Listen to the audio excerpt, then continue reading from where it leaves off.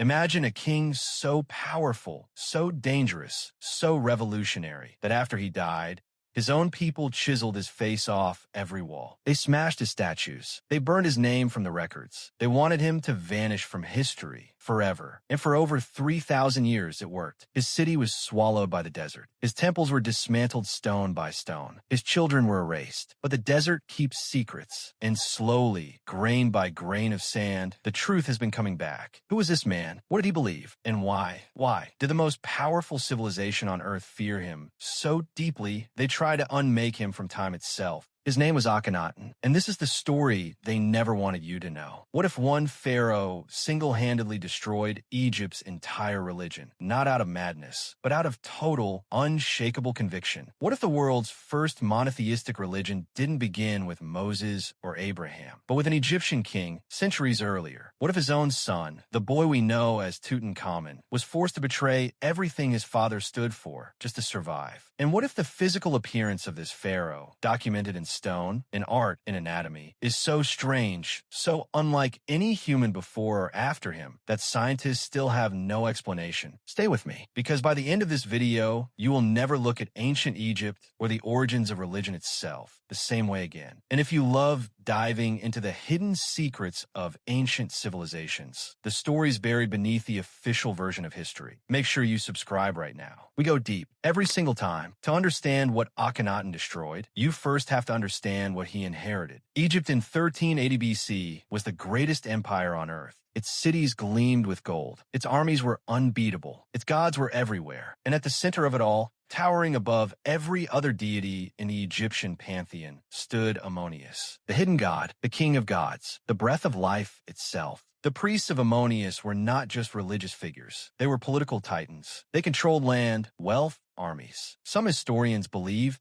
they had grown more powerful than the pharaoh himself. Into this world, a boy was born. His original name was Amenhotep IV, son of a pharaoh, grandson of empire, heir to 3,000 years of unbroken tradition. But something was different about this boy, something no one could quite name, something that would eventually set the entire ancient world on fire. In approximately 1353 BC, Amenhotep IV ascended the throne of Egypt. At first, things seemed normal. He performed the rituals. He honored the gods. He wore the double crown. The priests relaxed. But within 5 short years, he had done something no pharaoh in Egyptian history had ever dared to do. He abolished the gods. All of them. Every temple, every idol, every sacred ritual shut down. Not reduced, not reformed, abolished. The entire religious infrastructure of the most religious civilization on earth, dismantled by a single man's decree. In their place, he declared one God, one light, one truth, the Aten, the solar disk, the pure, physical energy of the sun itself. And he changed his name. Amenhotep, which means Ammonius is satisfied, became Akhenaten.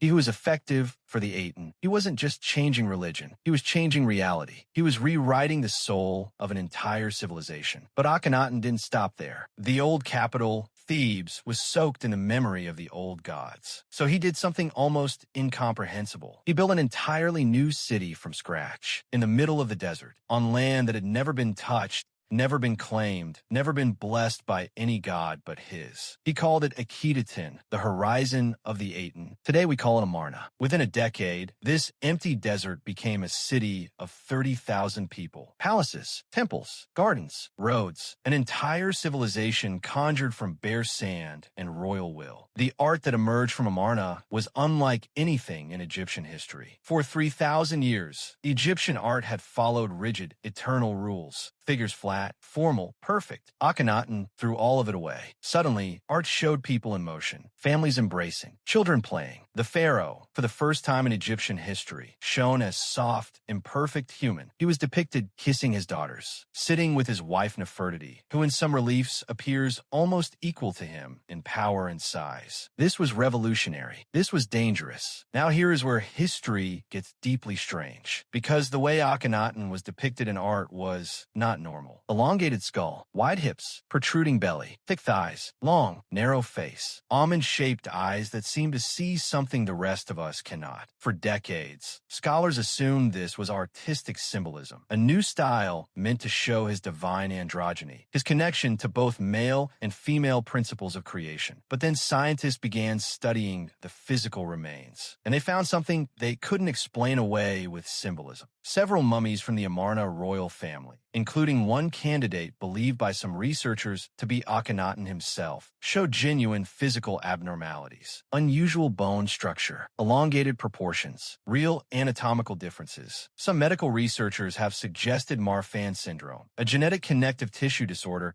that causes elongated limbs and facial features. Others point to a rare hormonal condition called familial gynecomastia. But here's the part that makes this story unforgettable. Whatever his physical form, Akhenaten clearly believed it made him special. Chosen, a living bridge between humanity and the divine light of the sun. You cannot tell the story of Akhenaten without telling the story of Nefertiti. Her name means the beautiful one has come, and the famous bust of Nefertiti, discovered in 1912, remains one of the most recognized faces in all of human history. But Nefertiti was not merely beautiful. She was powerful in ways that shocked even Egypt's most seasoned courtiers. She is shown in official reliefs, smiting enemies, an act reserved exclusively for pharaohs. She is depicted wearing the double crown. She may, some scholars believe, have briefly ruled Egypt herself after Akhenaten's death, possibly under the name Nefertiti. Together, Akhenaten and Nefertiti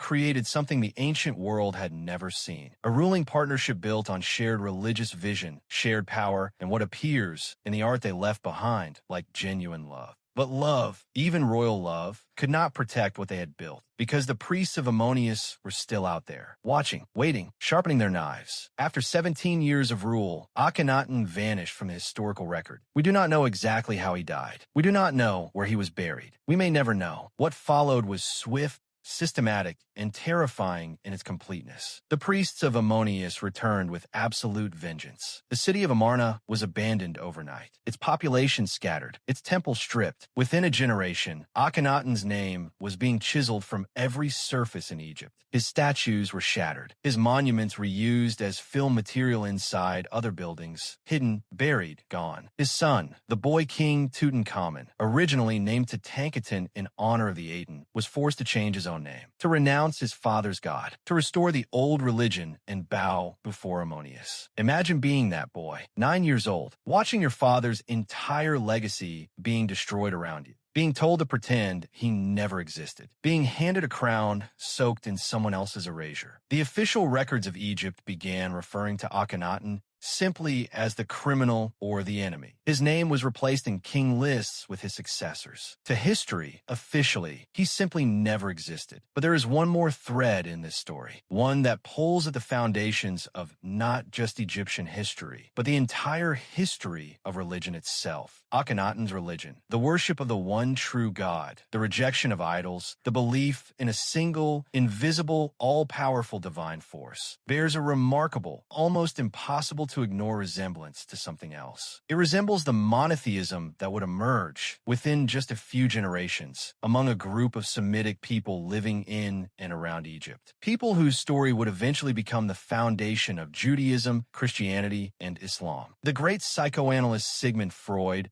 wrote an entire book about this, Moses and Monotheism, arguing that Moses himself may have been an Egyptian, a follower, or even a priest of the Aten religion. This theory remains fiercely contested. Many scholars reject it. Many religious traditions find it threatening. But the parallels are real. The timing is real. And the questions it raises have never been satisfactorily answered. What if the world's 3 great monotheistic religions, faiths that together claim the belief of over 4 billion people today, trace their spiritual DNA to a single, strange, visionary pharaoh who was declared a criminal and erased from history? Akhenaten lived and died over 3,000 years ago. But the ideas he carried, the radical, world-shaking belief that there's one light, one truth, one God behind all things, those ideas never died with him. They were buried, chiseled away, hidden under sand and silence, and 3 millennia of fear. But they survived. Maybe that is the real reason they tried so hard to erase him. Not because he failed, but because they were terrified